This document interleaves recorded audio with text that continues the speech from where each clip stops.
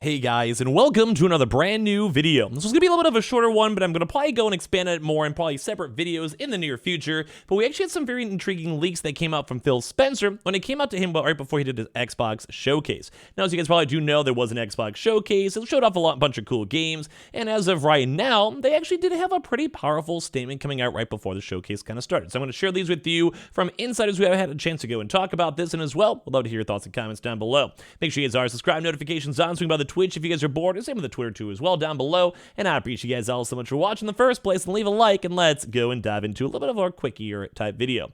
So a few little kind of showcase over here when it came to a little Twitter thread over here from Steven Totillo, who had a chance to go and talk about this on his press conference and went a little bit on the viral side when it came to folks talking and discussing about the Xbox side. So once again, they go and went out and talked about this, aka Phil Spencer, that he said had a behind closed doors presentation to the press. So basically just imagine like off stream, but to a lot of like Kotaku's, IGN's, all those types of folks. Xbox boss Phil Spencer says that the gaming revenue for the company is double of what it was in the 360 era. Says Xbox has more players than ever and is expecting more than $1 billion in PC gaming revenue this year, all meant to show off the strength of the Xbox console. Now, a few kind of things that break down this really quickly. Number one, it's kind of crazy to go and see on how strong Phil Spencer is saying this company is. Now, I will want to go and say gaming as a whole has exploded since then. Like, it actually has been a little bit decent bit of time since the 360, with internet connections getting better, more things on, like, say, YouTube and Twitch streaming becoming more normalized, especially things like TikTok, and as well a lot more really, really big media pushes when it comes to big media components. A good example is something like, say, the Uncharted movies, The Last of Us TV show, the Halo TV show itself, and as well, let alone the fact of mobile gaming blowing up and just all around people on Twitter talking about games. Gaming as a whole has exploded. So it would almost be almost unheard of if that somehow they kept consistent with everything after the 360 era, if it somehow did not go and grow. Although I do want to say the same thing when it comes to Xbox having more players. Like, this is all good news. Like, I don't want to harp on Xbox or something bad about Xbox, obviously, but I think it's really good news to go and see this and experience this, that they're basically going and doing better. Like, they're growing, they're making money, they're doing fantastic. And trying to go pull over $1 billion in revenue on just PC gaming alone kind of goes to showing how strong the PC gaming is on Xbox. Now, I almost want to make a separate video in the near future discussing the fact of, like, it almost seems weird that PC is actually kind of getting such a big foothold for the Xbox ecosystem. Like, granted, the Xbox console is nice and all, it's still good for an option for itself, but it's not really a console, which is more of PC gaming. Now, PC gaming is going to probably keep on exploding more and more and more and more and more, especially with the normalization of Steam and EA and just general. Like, I play on PC more than anything else, really, especially this past like 10 years or so. So kind of cool to see. So they're expected to have over $1 billion in revenue, and it kind of goes to showing how people are kind of saying that Xbox might be like losing or wants to be selling or might not be a good company. It's also why it's crazy to go and see that they actually will try to drop a $70 billion acquisition when the company's not even making as much money as that. Granted, they have Microsoft funding, so it makes sense. They also had a chance to go talk about how committed to keeping those attempts at purchasing Activision Blizzard and how like they're going to keep on going.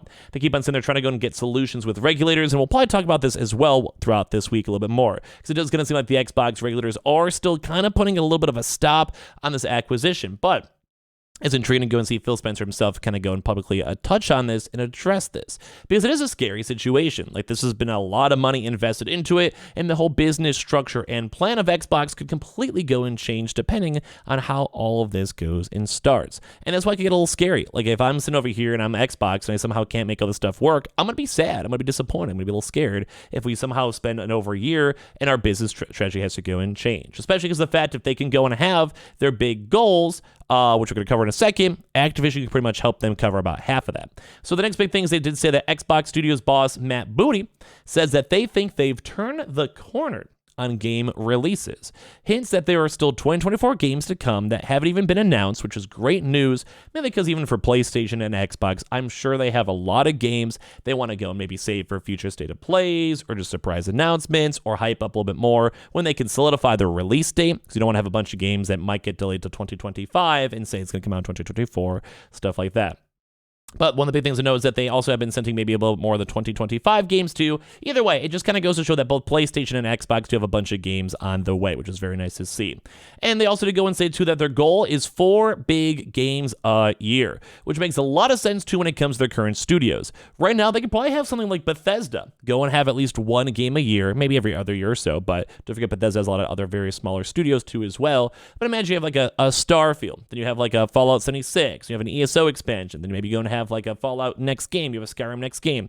Now that's unrealistic because these games are really big games that take a long time to make, but as an example, like you could use those to kind of bolster up the stats. Plus with other Xbox studios, think like Halo, think like a nice Forza, think like a nice, maybe, I don't know, maybe a Gears of War, or any other various IP they currently own. That's probably why they want to have Activision so much, because if you could factor in a Call of Duty 1 big major game release a year, that's already knocking out like 1/3 of the entire problem. So like this would be nice, it's easier to go and fill, plus let alone all the other Activision IPs, like a StarCraft or Overwatch or World of Warcraft. Heck, if you go and include World of Warcraft, you could basically go and have 2 major big games a year, a World of Warcraft expansion and a Call of Duty game and or BLT or whatever you guys want to do in the future, all put together with 2 other options in the way. So at the end of the day, that kind of once again makes a lot of sense with the Activision acquisition because, well, it's just a lot of money. They also did go and say that Todd Howard says he mostly is playing Starfield on his Xbox Series S, which I also want to know how much of this is like kind of fodder.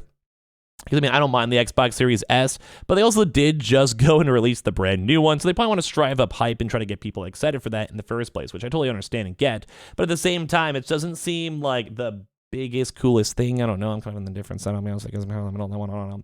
But basically, they go and say that over this one, he does say his kids basically go and hog the Xbox Series X, so he's stuck and running the Xbox Series S. So I hope he's not kind of like BSing and making, like just trying to get some promotion on this one. It would make sense in big marketing talks. It's like if you're an Apple guy and you're not using an Apple phone or doing an Apple TV or Apple car or Apple VR or Apple Vision, whatever, you're kind of doing something probably wrong. So you kind of have to say this publicly, but I'm kind of curious on how much he actually means that. Because there was a lot of controversy that the Xbox Series X and S versions will be stuck at 30 frames, and I'll be honest with you guys, I'm probably playing Starfield on PC, because, well, I just have a better PC than I would have for an Xbox.